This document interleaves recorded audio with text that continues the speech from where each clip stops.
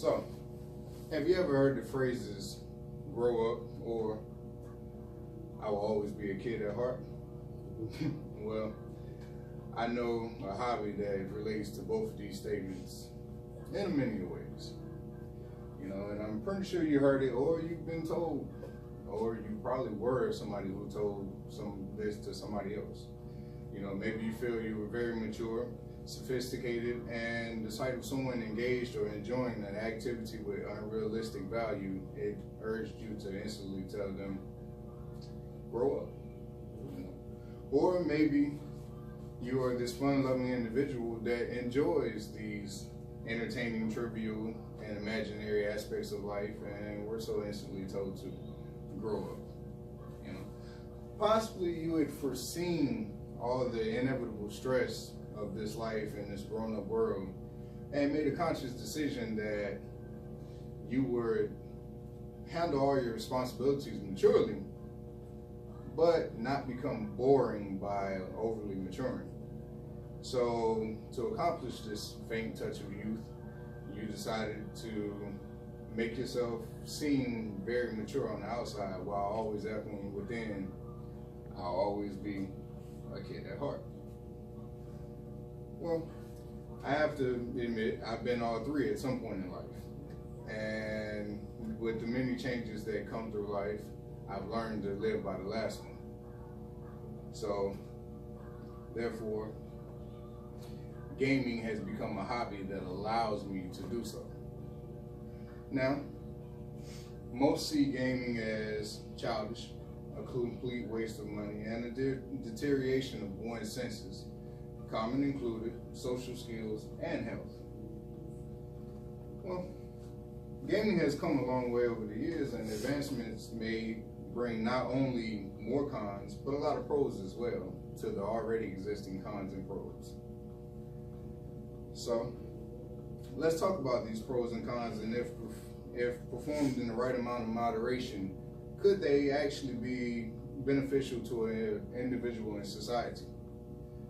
Well, we have to start somewhere, so how about we start with those cons? Well, most people that are non-gamers believe that gaming is immature, expensive, and detrimental to someone's health, which in some ways they're not wrong. One being that some games are created just for the sole purpose of entertaining little kids. And also, some games are created with the intent to satisfy people's dark desires, weird fantasies, wild imaginations, or whatever else they may be lacking satisfaction in their everyday life. Well, this can lead to games being created and consisting of lots of violence, vulgar language, weird creatures, horrid abominations, brutal scenes, and yes, even sex. So some of these things you may not see as worthy of entertainment, let alone appropriate.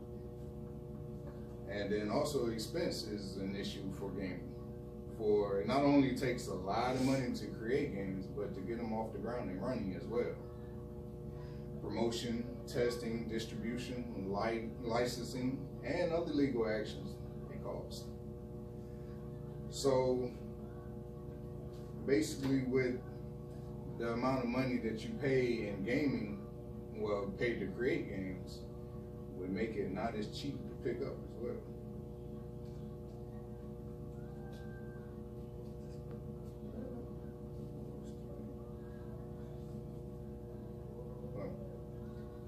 Basically, with the technology and the advancements in technology, the more in-depth these games become, the more in-depth in your pocket you will go to pay for. People also seem to think there are negative effects on health in gaming as well, like sitting in a chair on the floor in front of a monitor or a screen isn't exactly exercise, not physical anyways, no matter how much you're doing on the game. And in a way, they wouldn't exactly be wrong. For a study done in the public guidance schools in Isfahan for the school year 2009 to 2010, this study contrasted the effects that computer game addictions had on physical and mental health. The result of this study concluded that the increase in computer and video game addiction, increased in various health conditions and physical issues. There was also a decrease in social functioning as well. And yes, I know, with all the cons so far, it doesn't look too good for this argument, but let's see what the pros have to say. So you may be wondering now, what pros could there possibly be to gaming besides having a little fun? And I tend to think that people underestimate the effect that having a little fun can have on an individual's everyday life. But I'll talk more about that later. See, there's a large variety of games with many different categories.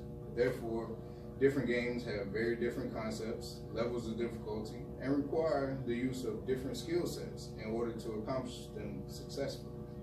So therefore, there's maturity in gaming. You can also change the level of difficulty within these games themselves, making them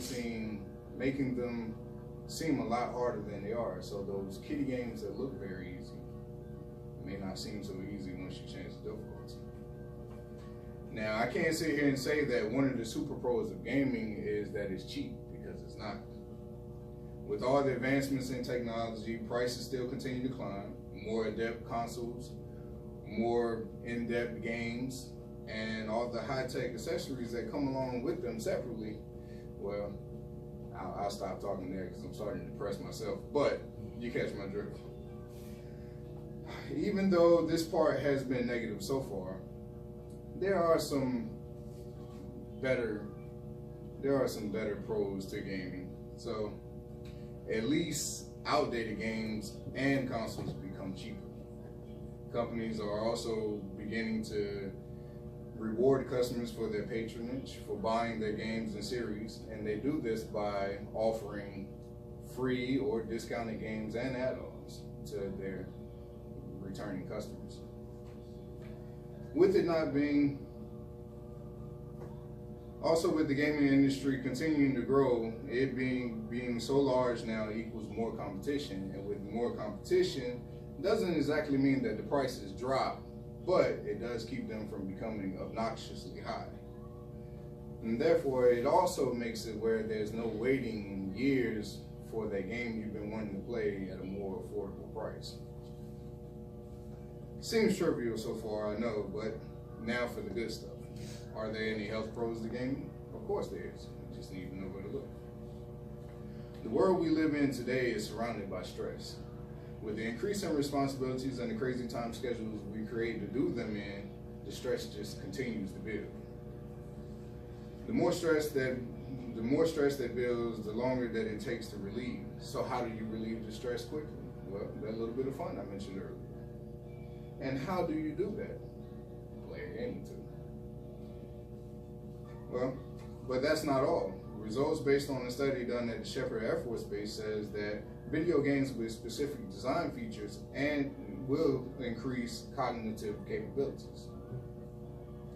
Another study done by Gregory West, an associate professor of psychology published in the Molecular Psychiatry, says games like Super Mario can increase the gray matter in hippocampus, hippocampus deals in memory, long term mostly, but memory, and a growth in that can never be a bad thing. So, see, gaming isn't exactly all bad. There is some good to it. But now let's put things together and see if we can make gaming beneficial for an individual in society. So, how can you be more beneficial in society? Maybe have a few skills, be able to think on your own or even outside the box, be diligent, loyal, social, and possibly be able to accomplish something. Well, we know we can build skills and memory from certain games due to the studies that we just heard about, as well as be able to think for ourselves, especially outside the box, thanks to those very creative, imaginative kiddie games. Well, since some of these games are quite difficult, we have to learn to be diligent in order to make it through and succeed. Sticking with the same company gives us rewards, so loyalty, I see no problem there. And finally, social will just have to learn to take a break from the game and go talk with another human being at some point. Unless you get that human being to play a game with you as well, then problem solved. So finally, if you can succeed at something in a video game, then there is something in life you can accomplish as well. So strive to do your best at both. And yes, I know it sounds a little biased on my part, everything, being so good about gaming and whatnot. But believe me, it was weighed honestly on both sides. So we had not a lot, but there were some cons. Some pros were there also, and some were quite beneficial. Then we moderated some time and some usage and made gaming even more beneficial. But even after all that is said and done, we can't always escape stress, age, and responsibilities. So we must all grow up at some point. But as for me, I will always be a kid at heart. Thank you.